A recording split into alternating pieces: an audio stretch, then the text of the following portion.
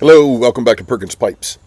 Continuing the series on Alexander Pope's poem Essay on Man, and for this I've got the gorgeous little Savinelli Kings Cross featherweight that a friend gave me, my friend Julie, and really enjoyed this little guy.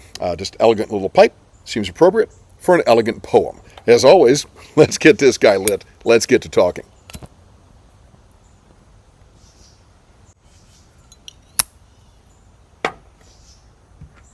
So this is the third in what will be the series of 4 on this particular poem.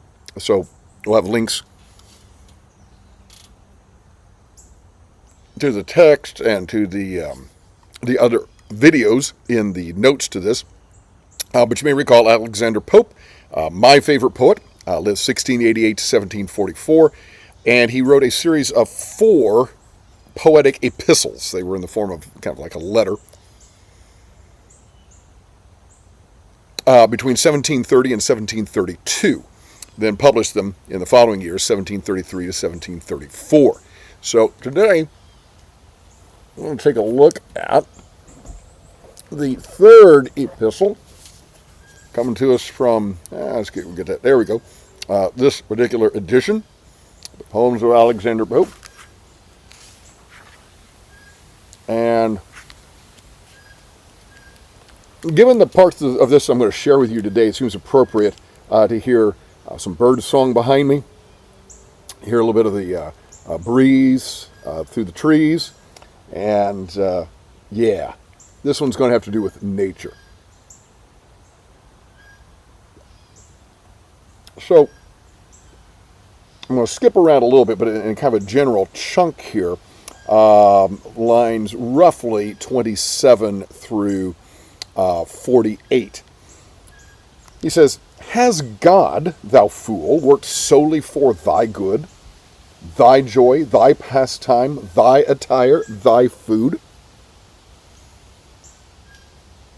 And I do think a lot of times we think that all of this is just for us. But he goes on and says, "Is it for thee the lark ascends and sings? Joy tunes his voice, joy elevates his wings. Is it for thee the linnet pours his throat? Loves of his own and raptures swell the note. The bounding steed you pompously bestride shares with his lord the pleasure and the pride." So he says, birds, you enjoy the bird song, well, they're singing for their own pleasure. And you ride a horse and you get a thrill out of that. Well, the horse gets a thrill out of that too. And he says, "No, nature's children all divide her care. The fur that warms a monarch warmed a bear." I like that line. "And just as short of reason he must fall who thinks all made for one, not one for all." Or even the wonderful skin, the fur, the hide that makes a monarch's cloak. He says, it may warm a king, but at one time, it warmed a bear. And so he's pointing out the close connection that we have with nature, and that nature does not exist solely for us. Okay? There's an interaction between all of God's creatures and all of God's creation. And then he goes on, we'll skip a little bit. Now this is an interesting bit. He says, "To each unthinking being, heaven a friend gives not the useless knowledge of its end. To man imparts it, but with such a view, as while he dreads it, makes him hope it too. The hour concealed, and so remote the fear, death still draws nearer, never seeming near." Now, one difference between you and me and the rest of the created order is that we do think about death. And he says, heaven really was a friend to each unthinking being. The bear, the dog, the cat, the Holland bunny rabbit, name your creature. Because he gives not the useless knowledge of its end. In all honesty, what can you and I do with that knowledge? You're going to die, I'm going to die. And then sometimes we make too much of that, and the other animals, they just go about their business. They're not even thinking about it. He says, heaven's really kind of a friend to them. And he says, heaven gives that ability to think about your end to mankind alone. And while he dreads it, makes him hope it too. Ah, yes, because, again, for those who believe in an afterlife, for those who believe in the Christian faith, that there is an afterlife that's guaranteed through the sacrifice of Jesus, there is something to hope for in death. So in that regard, maybe we're a little bit better than the unthinking being, the unthinking creatures. Just a little interesting tidbit there. Now, going back to the connection between humanity and the other creatures of nature, he says, not man alone, but all that roam the wood, or wing the sky, or roll along the flood, each loves itself, but not itself alone. Each sex desires alike, till two are one. And that's true right across the animal kingdom. Nor ends the pleasure with the fierce embrace. They love themselves a third time in their race. Ah, so we love ourselves, we love a mate, and then when that union has been productive, we love the result of that, right? We love our race. Bears love other bears, rabbits love other rabbits or care for them, right? And humans, we love our own kind. Thus, beast and bird their common charge attend, the mothers nurse it, and the sires defend. So right along with human beings, right, we see that where the mother nurses and cares for the child, and the father defends and protects and provides.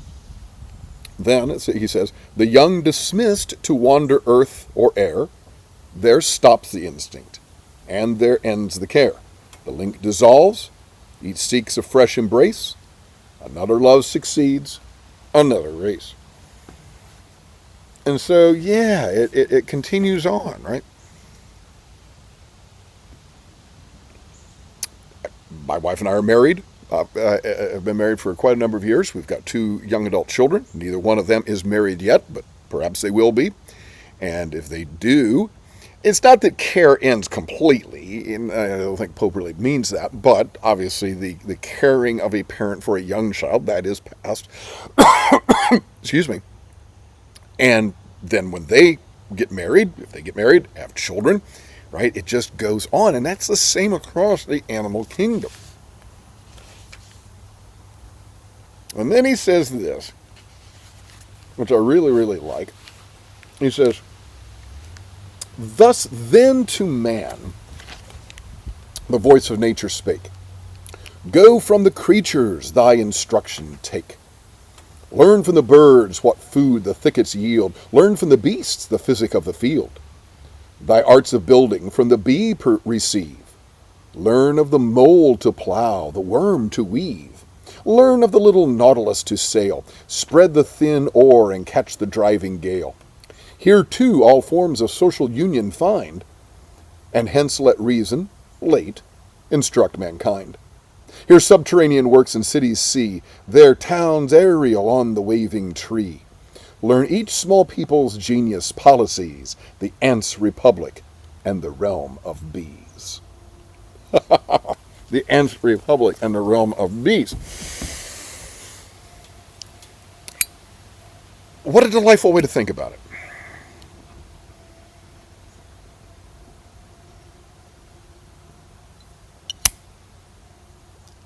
We're going to learn so much from nature, the animal kingdom. Think about the busy ant, the busy bee, the ant's republic, and the realm of bees. And again, I think there's something, children love animals, and children love bugs and birds and butterflies and things of this nature. And if you go for a walk with a young child, and you see an inchworm, right? You stop and look at it, and the child is just gets right up on it and is so fascinated by that inchworm, or the gossamer wings of a butterfly flitting around a plant. And I think there's a lot. I think Pope's right about that. There's a lot that we can learn from the animal kingdom. And also recognizing that all of this is not just for us. It's not just for us to lord it over. But we live with nature, in nature. And you realize there is an awful lot of similarity between the activities and habits of humankind and those of the other animals. So what do you think about that? What do you think about his connection between human beings and animals and the natural world? What do you think about the idea of living in a certain symbiosis with nature that way and learning from the animal world? Would love to hear your thoughts. Folks, as Malcolm Guite likes to say, I do these little things in order at last to do nothing. Or as I like to say in Latin, Parva ago ut tandem, nihil agam. Have a wonderful day.